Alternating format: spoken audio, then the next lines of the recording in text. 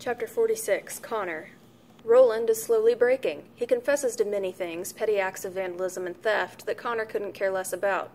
But this is going to work. It has to work. Connor has no other plan to bring him to justice. It has to work.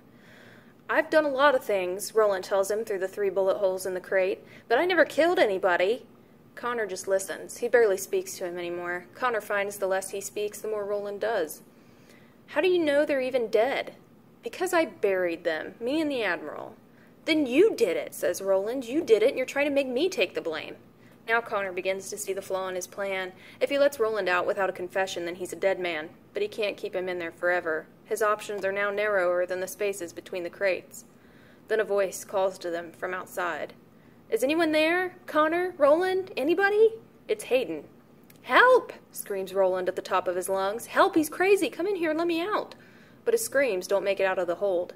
Connor gets up and makes his way to the entrance. Hayden looks up at him. He's not his usual cool self, and there's a nasty bruise on his forehead like he was hit by something. "Thank God! Connor, you've got to get back there. It's nuts. You've got to stop it. They'll listen to you." "What are you talking about?" "The Admiral killed the Goldens, and then everyone thought he'd killed you." "The Admiral didn't kill anybody." "Well, try telling them that." "Them who?" "Everybody. They're tearing the place apart." Connor sees the far-off smoke, and he takes a quick glance back into the hold, deciding that for the moment Roland can wait. He hops down to the ground and races off with Hayden. "Tell me everything, from the beginning." When Connor arrives at the scene, his mind keeps trying to reject what his eyes are telling him. He stares, part of him hoping the vision will go away. It's like the aftermath of some natural disaster. Broken bits of metal, glass, and wood are everywhere. Pages torn from books flutter past smashed electronics. Bonfires burn, and kids hurl in more wreckage to feed the flames. My God! There's a group of jeering kids near the helicopter, gathered like a rugby scrum, kicking something in the center. Then Connor realizes it's not something, it's someone. He races in, pulling the kids apart. The kids who know Connor immediately back off, and the others follow suit. The man on the ground is battered and bloody. It's Cleaver. Connor kneels down and props up his head. "It's okay. You're going to be okay." But even as he says it, Connor knows it's not true. He's been beaten to a pulp. Cleaver grimaces, his mouth bloody. Then Connor realizes that this isn't a grimace at all. It's a smile. "Chaos, man," Cleaver says weakly. "Chaos. It's beautiful. Beautiful." Connor doesn't know what to say to this. The man's delirious. He has to be. "It's okay," Cleaver says. "This is an okay way to die. Better than suffocating, right?" Connor can only stare at him. "What? What did you say?" No one but Connor and the Admiral knew about the suffocations. Connor, the Admiral, and the one who did it. "You killed the Goldens, you and Roland." "Roland?" says Cleaver. In spite of his pain, he actually seems insulted. "Roland's not one of us. He doesn't even know." Cleaver catches the look on Connor's face and begins to laugh. Then the laugh becomes a rattle that resolves into a long, slow exhale. The grin never entirely leaves his face. His eyes stay open, but there's nothing in them.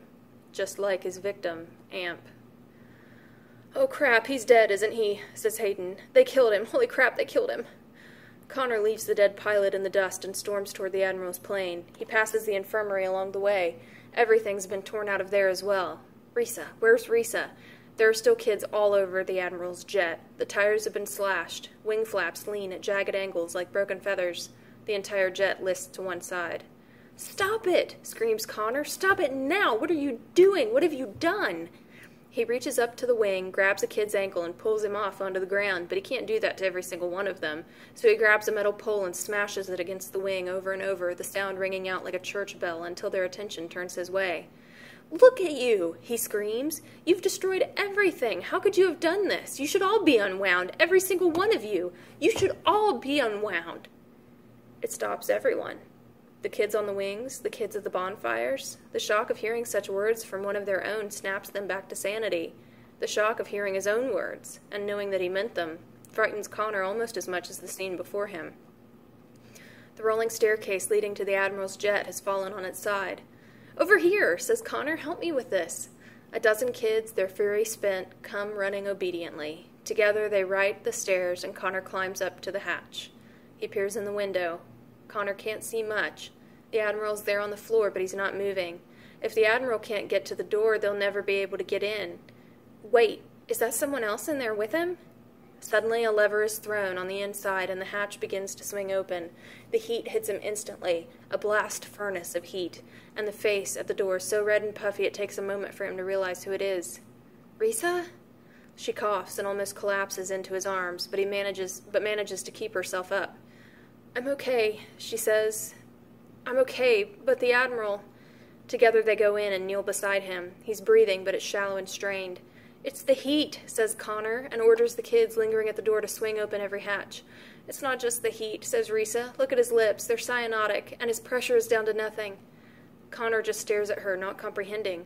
He's having a heart attack. I've been giving him CPR, but I'm not a doctor. There's only so much I can do.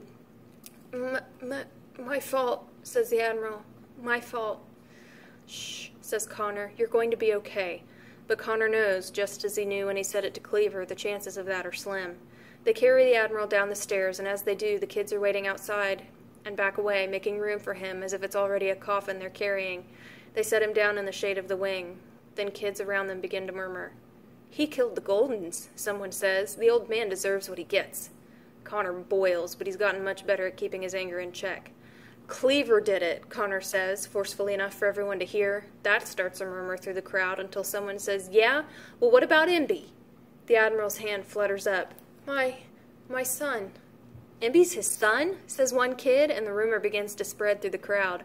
Whatever the Admiral meant, it's lost now in incoherence as he slips in and out of consciousness. If we don't get him to a hospital, he'll die, says Risa, giving him chest compressions once more. Connor looks around, but the closest thing to a car on the graveyard is the golf cart. There's the helicopter, says Hayden, but considering the fact that the pilot's dead, I think we're screwed. Risa looks at Connor. He doesn't need to read Risa for morons to know what she's thinking.